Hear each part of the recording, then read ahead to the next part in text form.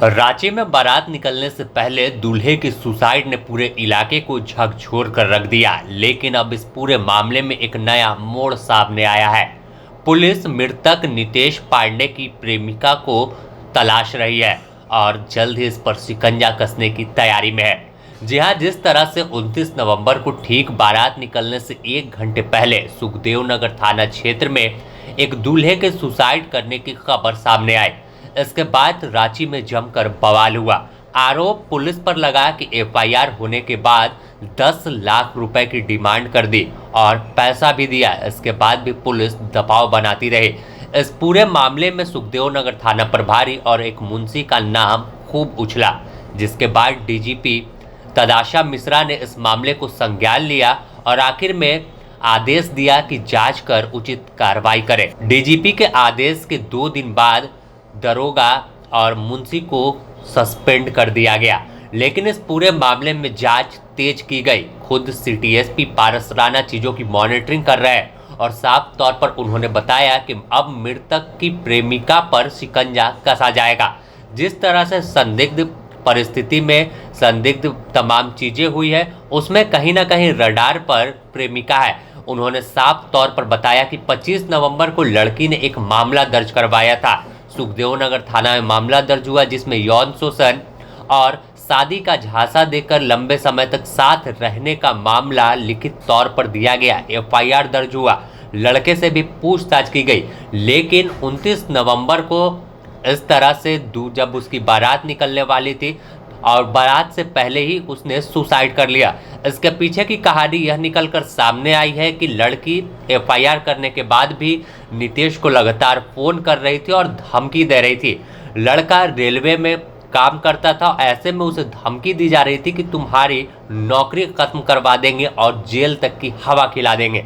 लेकिन इतना ही नहीं, बाद में जहां उस लड़के की शादी होने वाली थी वहां तक यह बात पहुंच गई और कहा जा रहा है कि आखिरी समय में शादी टूटी थी और यह तमाम चीजों को लड़का बर्दाश्त नहीं कर पाया, जिस वजह से उसने खौफनाक कदम उठा लिया। इस पूरे मामले पर क्या कुछ बता रहे हैं रांची के सिटी एसपी पारस राणा, आप खुद सुनिए। इसमें 25 नवंबर को एक सूचना प्राप्त हुई थी। एक लड़की आई थी जिसने यह आरोप लगाया था कि एक जो लड़का है सुखदेव नगर थाना अंतर्गत नितेश कुमार पांडे, वो लड़के ने आरोप लगाया था कि वो 2018 से उसके साथ परिचित थी, उसके साथ बीच में लिव इन में भी रहती थी और अन्य काफ़ी आरोप लगाए थे, जिसमें शादी का झांसा देकर यौन शोषण बनाने जैसे आरोप लड़के ने लगाए थे।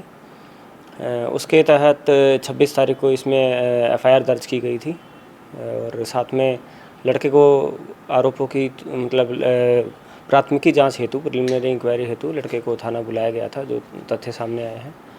इसमें 26 तारीख के बाद पुलिस का एफआईआर होने के पश्चात, जिस दिन एफआईआर हुई उसके बाद जो लड़के के परिवार के द्वारा जो बताया गया है, उसमें यही बताया गया है कि 26 तारीख के बाद पुलिस का कोई संपर्क नहीं हुआ है लड़के के परिवार से 29 तारीख तक।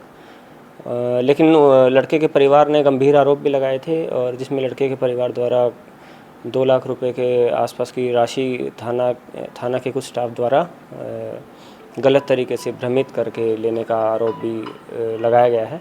इसमें जांच की गई है और जांच में कुछ आरोपों की जो लड़के के परिवार द्वारा जो आरोप लगाए गए हैं उसमें जांच प्रारंभ की गई है और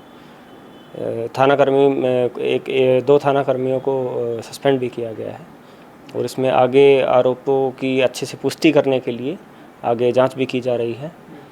और जहां तक ये जो लड़के के सुसाइड का जो मामला है, इसमें भी 29 तारीख को केस दर्ज कर लिया गया था। सुसाइड होने के तुरंत पश्चात अबेटमेंट टू सुसाइड का केस दर्ज किया गया है और परिवार ने यही बताया है कि एफआईआर होने के पश्चात भी लड़की लगातार लड़के को संपर्क कर रही थी, लगातार लड़के को बार बार वॉइस कॉल और वीडियो कॉल कर रही थी और इसी क्रम में ही 27 को जो लड़के का जो विवाह निर्धारित था 29 तारीख को, उसका लड़के का जो शादी भी टूट गई थी और फिर लड़का लड़की के साथ ये बोल रहा था कि मैं तुमसे ही शादी कर लूँगा, लेकिन लड़की उसमें भी कुछ कर रही थी कि मैं तुम्हारी नौकरी खा जाऊँगी या तुमको जेल भेज दूँगी। तो इसी क्रम में लगातार जो लड़के के परिवार वालों ने जो आरोप लगाया है कि लड़की के द्वारा एफआईआर होने के पश्चात भी लगातार लड़के को टॉर्चर किया जा रहा था और उसी क्रम में ही लड़के ने ये गलत कदम उठाया। इसमें सर बता दें कि नितेश पांडे और प्रियंका दोनों लिव इन में थे, जिसके बाद नितेश किसी और से शादी करने की चाह रख रहे थे और तमाम तैयारी पूरी हो गई थी, जिसकी जानकारी मिलने के बाद ही प्रियंका ने एफआईआर किया था और आखिरकार 25 नवंबर को एफआईआर होता है और फिर 29 को ठीक बारात से पहले लड़का आत्महत्या कर लेता है। अब पूरे मामले की गुत्थी सुलझाने की कोशिश रांची पुलिस कर रही है, क्योंकि मामला काफी हाई प्रोफाइल हो गया। इस पूरे मामले में सुखदेव नगर थाना के 2 पुलिसकर्मियों पर गाज गिर चुकी है। थाना प्रभारी अशोक कुमार और मुंशी परशुराम को निलंबित कर दिया गया, लेकिन आखिर इसकी पूरी सच्चाई क्या है, कैसे पूरी वारदात हुई, कैसे घटना घटी, एक हंसी खुशी का माहौल कैसे पल भर में गम में तब्दील हो गया और जो आरोप परिवार के लोगों ने लगाया उसमें कितनी सच्चाई है, आखिर पूरी कहानी को तलाशने की कोशिश अब रांची पुलिस कर रही है। जल्द ही इस मामले का खुलासा होने की संभावना है। बने रहे द न्यूज़ पोस्ट के साथ, इससे जुड़ी और भी अपडेट देंगे।